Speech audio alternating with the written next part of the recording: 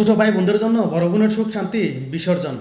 সাধারণত আমাদের দেশে কোনো একটা ঘরে যদি বড় বোন থাকে, ওই বড় বোন যে পরিমাণ স্যাক্রিফাইস করে, ছোটরা কিন্তু এই পরিমাণ সম্মান করে না। কোনো একটা ছোট ভাই যদি বড় বোনের শাশুড় বাড়িতে যায়, ওই বড় বোনের কাছে টাকা থাক বা না থাক, সে ভাইয়ের জন্য একটু একটু জমা করে রাখে, আঁচলে বেঁধে রাখে, ভাই আসার সময় ভাইয়ের হাতে তুলে দেয়। এটা হচ্ছে বোনের ভালোবাসা।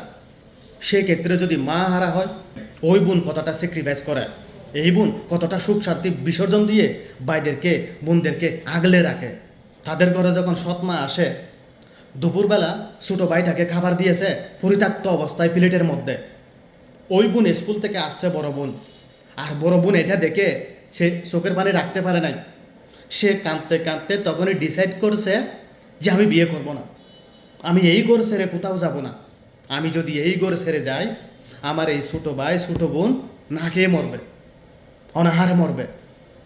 এই কথা ভেবে সে সবাইকে বলা বলি করতেছে, আমার জন্য যদি শাশুড় বাড়ি আসতেছে, যদিও বা ঠিক হয়ে যাচ্ছে, আমি এই বিয়ে করব না। কেননা আমি এই ঘরে থাকবো আমার এই ভাই এই বোনের জন্য। এই কথা ভেবে বোন আর বিয়ে করে নাই।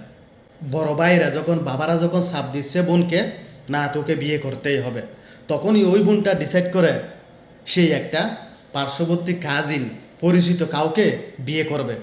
কেননা ভাইয়ের প্রতি বোনের প্রতি যেন একটু লক্ষ্য রাখতে পারে, একটু খেয়াল রাখতে পারে, তাদের প্রতি একটু যেন যত্ন নিতে পারে।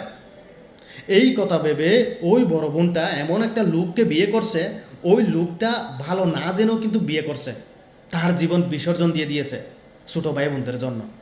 শুধু এই দুইটা না, আরও অনেক ভাই আছে, তারা একটু একটু বড় হয়েছে আর কি।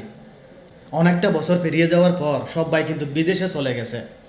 তখনই ওই বোনের খেয়াল রাখতেছে একমাত্র ছোটো ভাই, ওই যাকে পরিত্যক্ত অবস্থায় খাবার দিয়েছিল ওই ভাইটা। সে বোনকে তার সাধ্য মতো ঘর করে দিয়েছে, বাকনিকে বিয়ে দিয়েছে, বোনের একটা ছেলে বড় হয়েছে। ওই ছোটো ভাইটা ডিসাইড করছে, আমি যদি বাইকনাকে যদি কোনো একটা যদি লাইন ধরে দিই বা বিদেশে নিয়ে আসতে পারি, তাহলে আমি একটু স্বস্তি পাবো।